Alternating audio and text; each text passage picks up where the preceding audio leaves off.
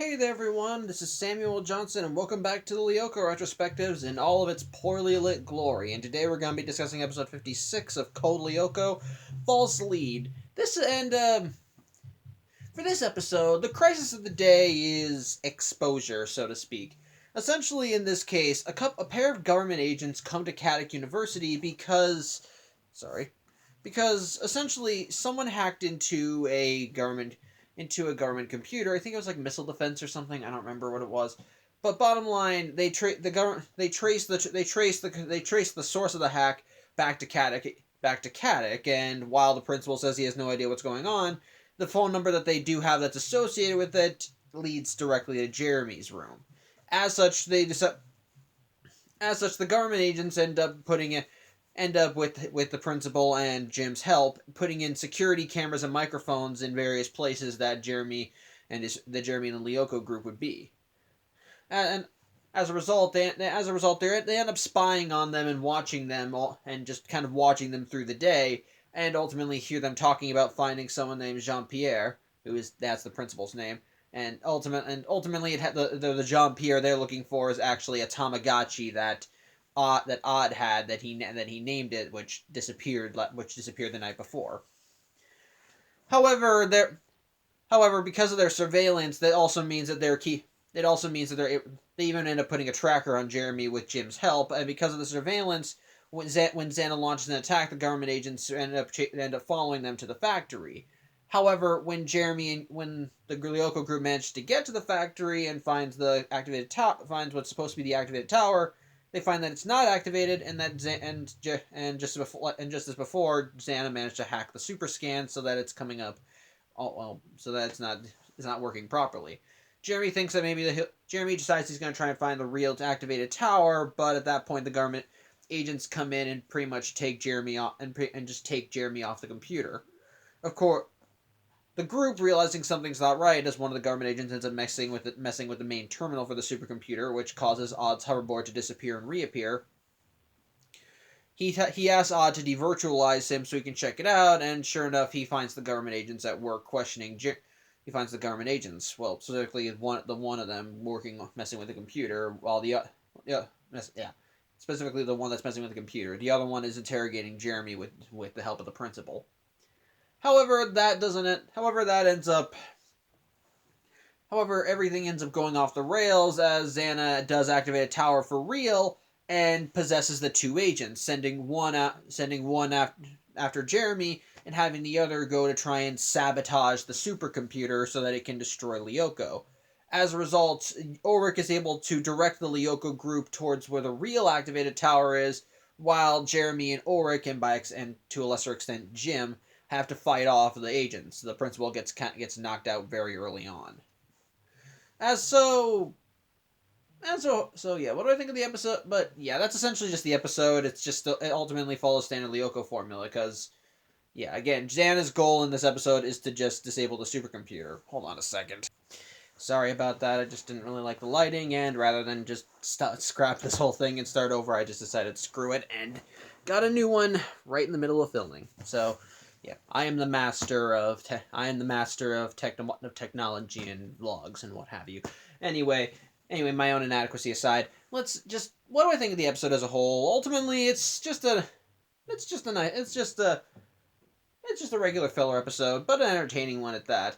Honestly, some of the entertainment kind of comes from the agents, and not because they have any cool, funny lines or anything. At the best, they're just standard government agents. No, what's actually kind of amusing is one of the voices they have.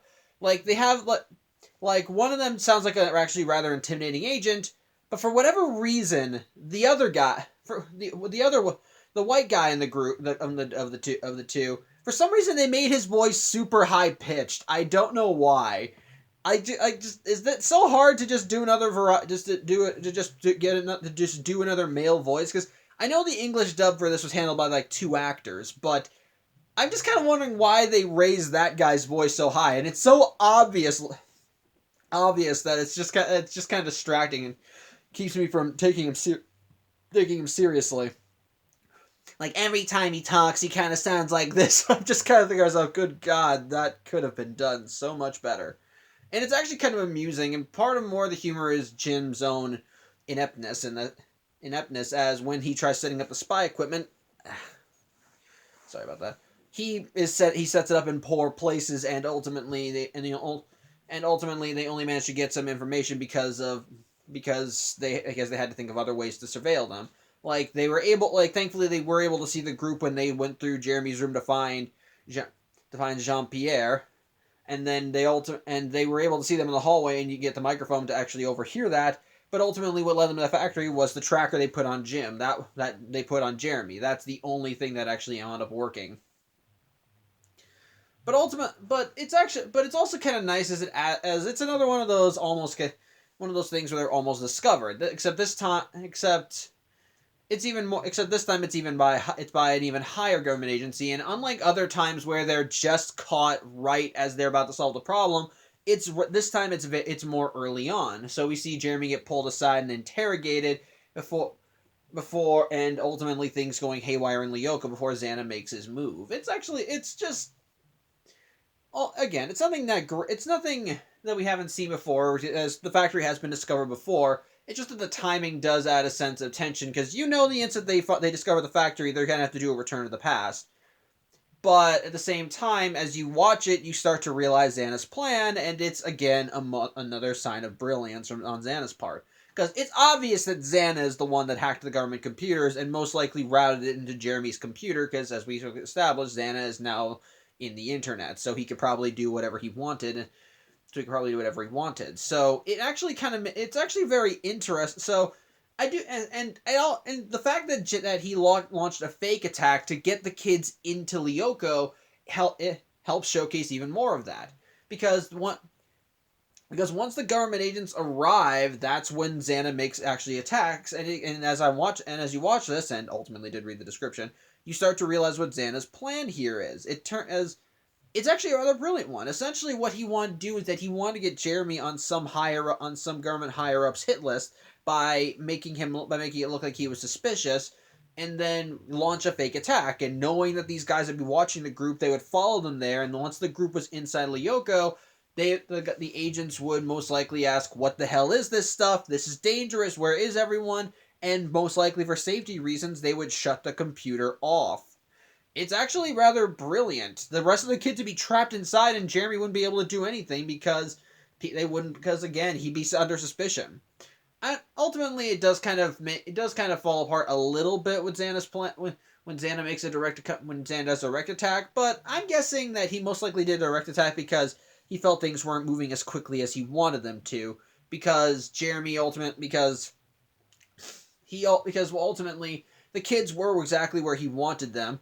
And it was helped that Ulrich sensed that something was wrong, and most likely he thought, okay, screw this, I'll just do it myself.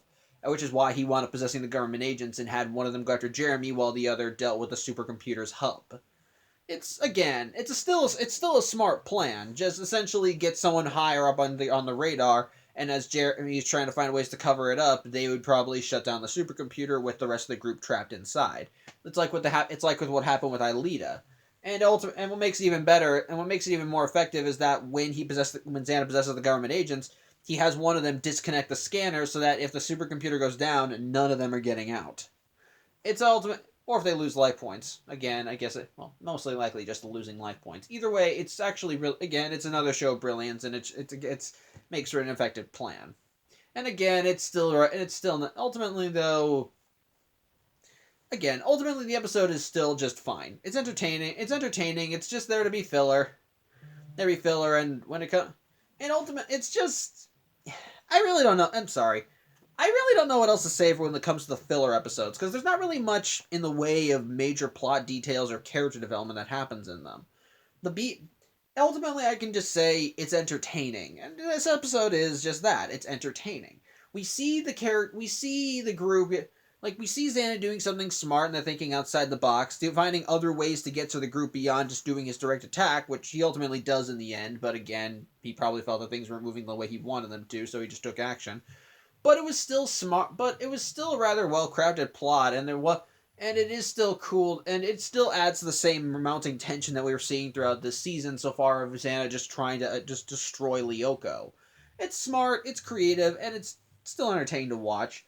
ultimately, I guess the biggest problems would be one, the B plot, which, like most Lyoko episodes, is ultimately meaningless and ultimately just kind of makes the rest of the characters look like dicks. Because it turns out that yeah, they all stole they all stole Jean Pierre. Essentially, while Odd was asleep, Ulrich took it, handed it off to Jeremy and Aelita, and ultimately it was revealed that the whole plan was organized by Yumi, who they was Yumi under the as she felt that by doing this was helping Odd out and getting him off of this thing.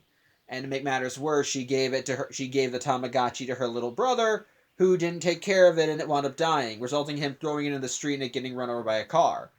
Like, good job, guys. Like, no, but seriously, up theirs. I know they're kids, but kids can be dicks. So, yeah, that's just mean. That is just mean. I'm sorry.